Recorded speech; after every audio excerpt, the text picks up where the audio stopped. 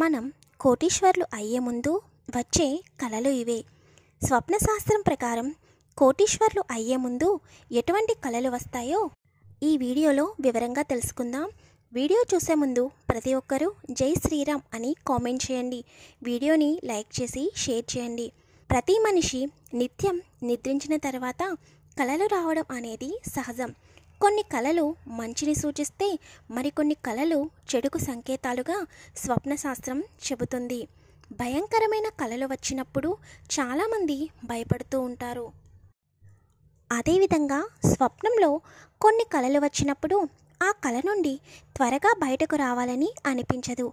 భవిష్యత్తులో జరిగే కొన్ని సంఘటనలు ముందుగానే మనకు కలల రూపంలో వస్తాయని కూడా స్వప్నశాస్త్రం చెబుతున్నది.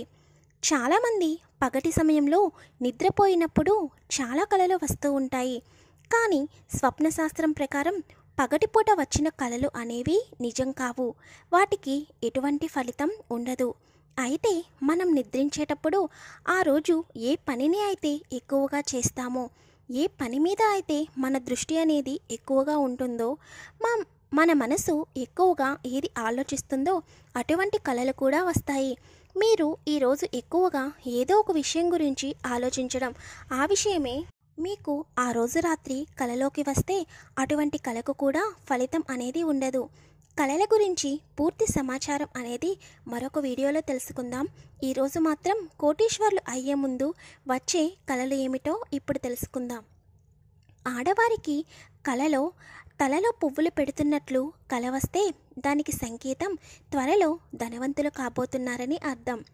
అదేవిధంగా మీరు బంగారు నాణెములను ఎవరికైనా ఇస్తున్నట్లు లేదా బంగారు ఆభరణములు కొంటున్నట్లు కల వస్తే మీరు త్వరలో కోటీశ్వర్లు అవుతున్నారని స్వప్నశాస్త్రం చెబుతున్నది. అంతేకాకుండా ఏదైనా షాప్లో వస్తువులను కొంటున్నట్లు కూడా కల వస్తే త్వరలో ధనవంతులు అవుతున్నారని అర్థం. ఇక పడుకున్నప్పుడు కలలో సముద్రాలు, సరస్సులు, నదులు ఇలా నీటికి సంబంధించిన ఏ సెలయేరు కనిపించినా కూడా అది అద్భుతమైన కలగా స్వప్నశాస్త్రం చెబుతున్నది. మీకు కలలో నీరు ఏ విధంగా కనిపించినా కూడా అది మంచి కలగా చెబుతున్నది. అలా మీకు నీరు కలలోకి వస్తే త్వరలో ధనవంతులు అవుతున్నారని సంకేతం. అంతేకాకుండా మీరు కలలో నదిని లేదా కాలువని లేదా ఏదైనా నీటి ప్రవాహాన్ని దాటుతున్నట్లు అలా వస్తే కనుక మీ జీవితంలో ఉన్న కష్టాల నుండి మీరు బయటపడబోతున్నారని అర్థం. మీకున్న ఆర్థిక సమస్యలు అనేవి తొలగిపోతున్నాయని సంకేతం. ఇక కలలో బావిలో నుండి నీటిని తోడుతున్నట్లు లేదా నీటిని తాగుతున్నట్లు లేదా నీటి మధ్యలో మీరు నుంచుని ఉన్నట్లు కల వస్తే అది కూడా విశేషమైన కలగా స్వప్నశాస్త్రం చెబుతున్నది.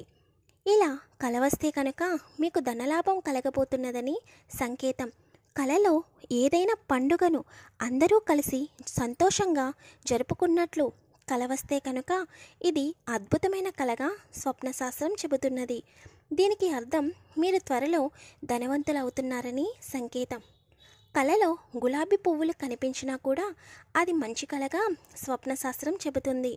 కలలో తేనెపట్టు కనిపిస్తే మీరు త్వరలో ధనవంతులు కాబోతున్నారని అర్థం. అయితే వాస్తుశాస్త్రం ప్రకారం ఇంటిలో తేనెపట్టు అనేది ఉండకూడదని పండితులు చెబుతున్నారు. కానీ తేనెపట్టు కలలో కనిపిస్తే మాత్రం ధనలాభం. కలలో మీరు సంతకం పెడుతున్నట్లు కల వస్తే మీరు ఉద్యోగముల యందు లేదా వ్యాపారముల యందు మంచి స్థాయికి ఎదిగి త్వరలో ధనలాభం కలగబోతున్నదని అర్థం. అలాగే మీకు కలలో షర్టు వేసుకుంటూ బటన్స్ పెట్టుకున్నట్లు కల వస్తే వృత్తి వ్యాపారముల యందు ఉన్నత స్థాయికి ఎదుగుతారని సంకేతం. కలలో పాలు పితుకుతున్నట్లు కల వస్తే తొందరలో ధనవంతులు అవుతారని స్వప్న సిద్ధాంతం చెబుతుంది. అయితే చాలామందికి కలలో పడుకున్నప్పుడు దేవతలు లేదా దేవుళ్ళు దర్శనం ఇస్తూ ఉంటారు. ఇది చాలా అద్భుతమైన కలగా స్వప్నశాస్త్రం చెబుతుంది. ఇలా మీకు కలలో దేవతలు దేవుళ్ళు కనిపిస్తే కనుక మీరు తొందరలో ధనవంతులు అవుతారని స్వప్నశాస్త్రం చెబుతున్నది.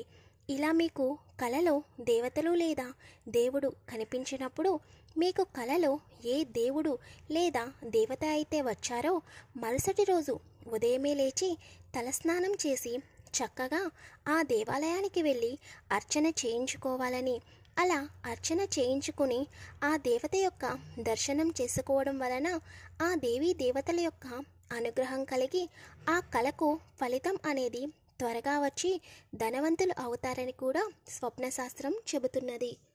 ఇక కలలో మీకు సూర్యుడు ఉదయిస్తున్నట్లు కల వస్తే కనుక ఇది అద్భుతమైన కలగా స్వప్నశాస్త్రం చెబుతుంది.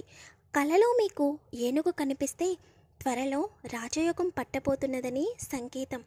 అంతేకాకుండా కలలో మీ పితృదేవతలు అనగా మీ నాయనమ్మ, తాతయ్య, అమ్మమ్మ ఇలాంటి వాళ్ళు మీకు కలలో కనిపించి మిమ్మల్ని ఆశీర్వదిస్తున్నట్లు కల వస్తే కనుక ఇది అద్భుతమైన కలగా స్వప్న సిద్ధాంతం చెబుతున్నది. అయితే చాలామంది చెబుతూ ఉంటారు, నాకు ఈరోజు మా అమ్మమ్మ, నాయనమ్మ, మా తాతయ్య ఇలా కలలోకి వచ్చారని, వారు నన్ను తమకి ఇష్టమైన ఆహారాన్ని పెట్టమని అడుగుతున్నారని చెబుతూ ఉంటారు. ఇలా కలలో మిమ్మల్ని ఆహారం పెట్టమని అడిగినా లేక నీరు ఇవ్వమని అడిగినా కూడా మీకు పితృదోషం ఉందని అర్థం చేసుకోవాలి. ఒకవేళ మీకు కలలో మీ పితృదేవతలు ఆహారం, నీరు పెట్టమని అడిగితే కనుక మీరు వెంటనే పితృదోష నివారణ చేయించుకోవాలని స్వప్నశాస్త్రం చెబుతున్నది. లేకపోతే పితృదోష కారణంగా ఇంట్లో కష్టాలు మరియు ఆర్థిక ఇబ్బందులను ఎదుర్కోవాల్సి వస్తుంది. ఆ ఇంటిలో సంపద అనేది వృద్ధి చెందదు. ఎప్పుడైతే పితృదేవతల యొక్క ఆశీర్వాదం మీపై ఉంటుందో మీ ఇంటిలో సంపదకు లోటు ఉండదని స్వప్నశాస్త్రం చెబుతుంది. ప్లీజ్ వీడియోని లైక్ చేయండి, షేర్ చేయండి, ఛానల్ని సబ్స్క్రైబ్ చేసుకోండి.